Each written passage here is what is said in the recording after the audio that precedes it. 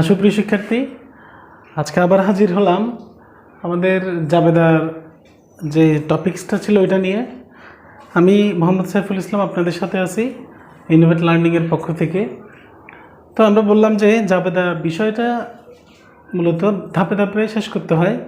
আপনি যদি জাবেদা বোঝেন তাহলে মূলত হিসাব বিজ্ঞান আপনার আয়ত্তে চলে আসবে। ওকে, তো যারা জাবেদার বেসিক ধারণা সম্পর্কে একটু কম ধারণা অবলম্বন করে আছেন তারা আমাদের পার্ট 1টা দেখে নেবেন আমাদের চ্যানেলে।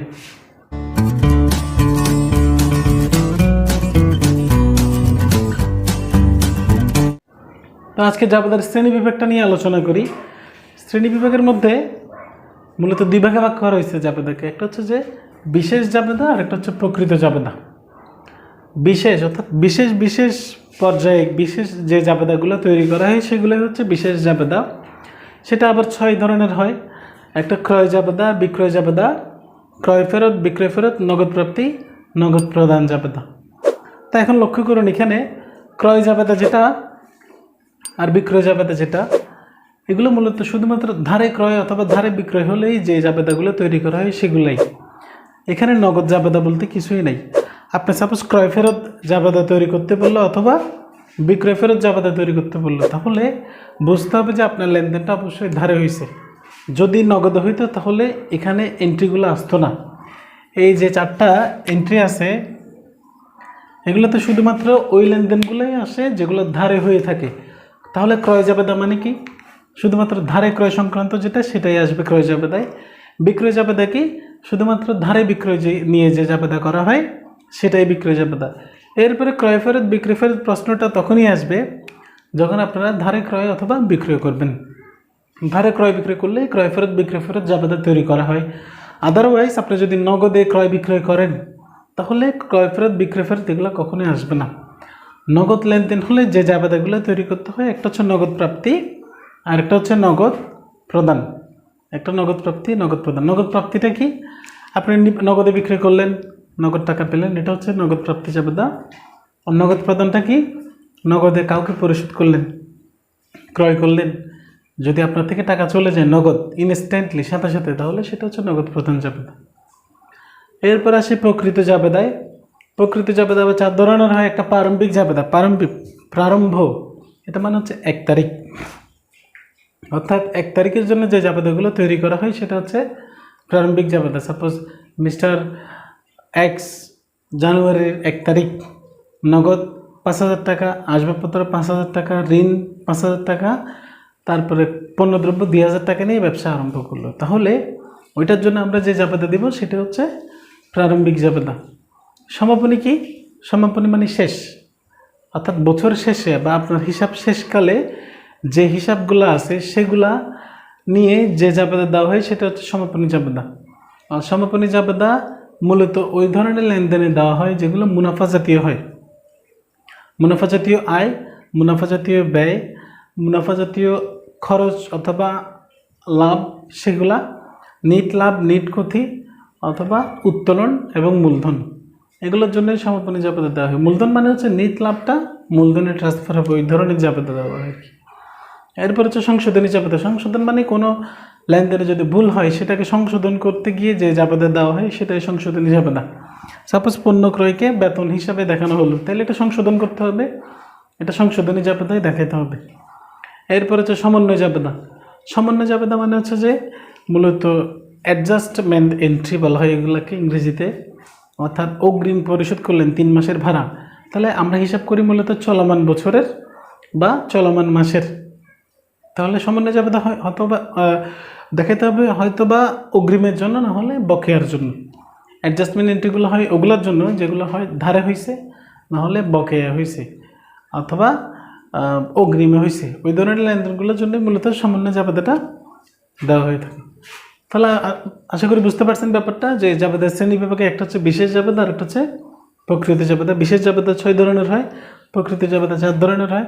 এগুলো আবার ক্রয় জাবেদা, বিক্রয় জাবেদা, ক্রয় ফেরত, বিক্রয় ফেরত, নগদ প্রাপ্তি, নগদ প্রদান, এটা হচ্ছে বিশেষ জাবেদার অন্তর্ভুক্ত।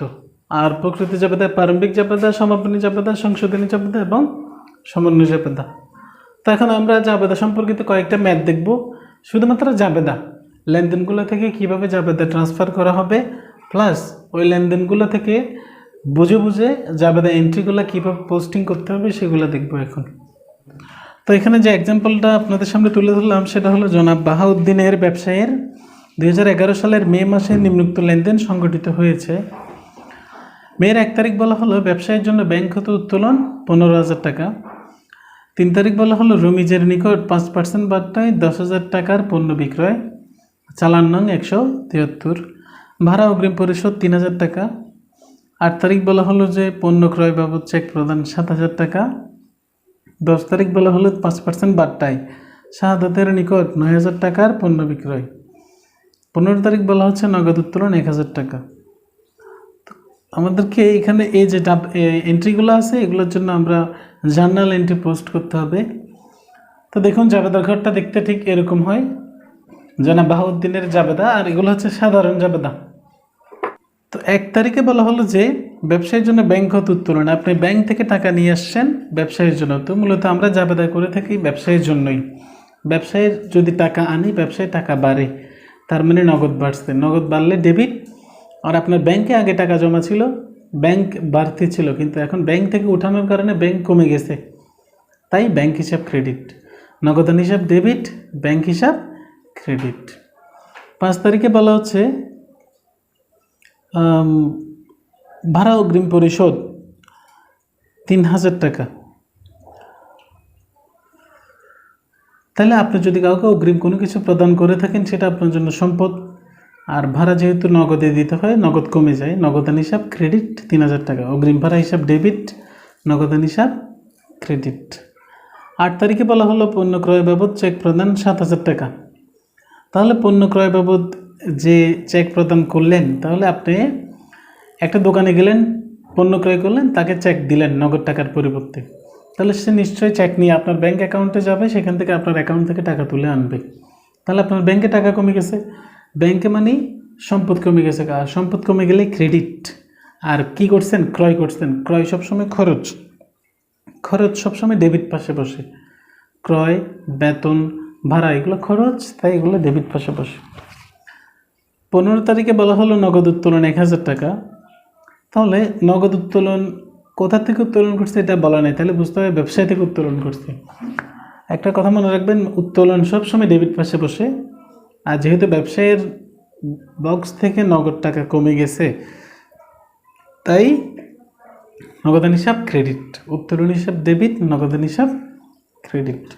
এখানে লক্ষ্য করুন 3 ও 10 তারিখের লেনদেনগুলো আমরা জাবেদা লিপিবদ্ধ করে নেই। এগুলা মূলত আমরা ওখানে লিপিবদ্ধ করব যেগুলো বিক্রয় জাবেদায়, অর্থাৎ ধারে বিক্রয়। এই যে 5% বাট্টা, 5% বাট্টায় পণ্য ক্রয় বিক্রয় যদি বলা থাকে, এগুলো হয় ক্রয় জাবেদা, না হয় বিক্রয় জাবেদা। আমরা এটা সাধারণ জাবেদা অন্তর্ভুক্ত করছি। আর সাধারণ জাবেদা আমরা কয় তারিখের জাবেদা এন্ট্রি দিলাম? 1 তারিখ, 5 তারিখ, 8 তারিখ এবং 15 তারিখ। এরপরে নেক্সট যে এক্সাম্পলটা দেখব সেটা হচ্ছে, সেটারও একই জাবেদা এন্ট্রি, খুবই গুরুত্বপূর্ণ একটা এন্ট্রি ওইটা, আর প্রায় পরীক্ষায় দেখা যায় ওই ধরনের অঙ্কগুলা। উদ্দীপকে বলা হচ্ছে, দেখুন জনাব শাহজাহান 2010 সালের জানুয়ারি মাসে ব্যবসা শুরু করেন। 2010 সালের জানুয়ারি মাসে তার লেনদেনগুলো নিম্নরূপ ছিল। জানুয়ারির 1 তারিখ বলা হচ্ছে নগদ 25,000 টাকা, যেখানে আবার 10,000 টাকা ঋণ অন্তর্ভুক্ত আছে, এবং 15,000 টাকার পণ্যদ্রব্য নিয়ে ব্যবসায় শুরু করেন। 4 তারিখ বলা হচ্ছে ব্যাংকে জমা 6,000 টাকা। 7 তারিখ রহিমের নিকট নগদে মাল বিক্রয় 7,000 টাকা। 15 তারিখ প্রদেয় বিলের মাধ্যমে পণ্য ক্রয় 5,000 টাকা। 25 তারিখ বলা হচ্ছে আকরামের নিকট থেকে প্রাপ্তি 10,000 টাকা। তাহলে এই এন্ট্রিগুলার যে সাধারণ জাবেদা অন্তর্ভুক্ত করতে হবে সেগুলো আমরা এখন লিপিবদ্ধ করবো 1 তারিখ। 1 তারিখেরটা মূলত প্রারম্ভিক জাবেদা, যেগুলো 1 তারিখে হয় সেগুলো আমরা বলছিলাম যেগুলো প্রারম্ভিক জাবেদা হিসেবে অন্তর্ভুক্ত হবে। দেখুন 1 তারিখ তিনি নগদ 25,000 টাকা নিয়ে ব্যবসা শুরু করেন, আর পণ্যদ্রব্য নামে কোনো হিসাব হয় না, তাই ক্রয় হিসাব, পণ্যদ্রব্যের পরিবর্তে ক্রয় হিসাব ডেবিট 15,000 টাকা। ওই যে 25,000 টাকা ছিল সেখানে 10,000 টাকা আপনার ঋণ আছে, যেটা প্রারম্ভিক দায় বলা হয়। তাহলে ওই ঋণ 10,000 টাকা সেটাকে ক্রেডিট করতে হবে, বিকজ দায় সবসময় ক্রেডিট পাশে বসে। আর 30,000 টাকা মূলধন, মূলধন হিসাব ক্রেডিট 30,000 টাকা। 30,000 টাকা কেমনে বেরিয়েছে? ডেবিট পাশে 25,000 15,000 যোগ করে ক্রেডিট পাশে 10,000 টাকা ঋণ বাদ দিলে আর 30,000 টাকা থাকে, ওটা হচ্ছে মূলধন হিসাব। 4 তারিখ বলা হচ্ছে ব্যাংকে জমা 6,000 টাকা। তাহলে ব্যাংকে জমা দিচ্ছেন, আপনার ব্যাংকে টাকা বাড়ছে, আপনার পকেট থেকে বা ক্যাশ বক্স থেকে টাকা কমে গেছে, তাহলে ব্যাংক হিসাব ডেবিট আর নগদান হিসাব ক্রেডিট। 7 তারিখ বলা হচ্ছে রহিমের নিকট নগদে মাল বিক্রয় 7,000 টাকা, অর্থাৎ রহিমের নিকট আপনি নগদে মালটা বিক্রয় করছেন। তাহলে এটার যে জাবেদাটা হবে সেটা হচ্ছে যে বিক্রয় সবসময় ক্রেডিট, মুনাফা জাতীয় আয় যেহেতু, আর এখানে নগদে যেহেতু বলে দিছে, তাহলে কার থেকে বা কার কাছে বিক্রি করছে সেটা দেখার দরকার নেই, আমাদের দেখতে হবে নগদ শব্দটা আছে নাকি। নগদ থাকলে নগদের হিসাব ডেবিট আর বিক্রয় হিসাব ক্রেডিট। 15 তারিখ বলা হচ্ছে প্রদেয় বিলের মাধ্যমে পণ্য ক্রয় 5,000 টাকা। তাহলে ক্রয় সবসময় ডেবিট আর প্রদেয় বিল এটা হচ্ছে দায়।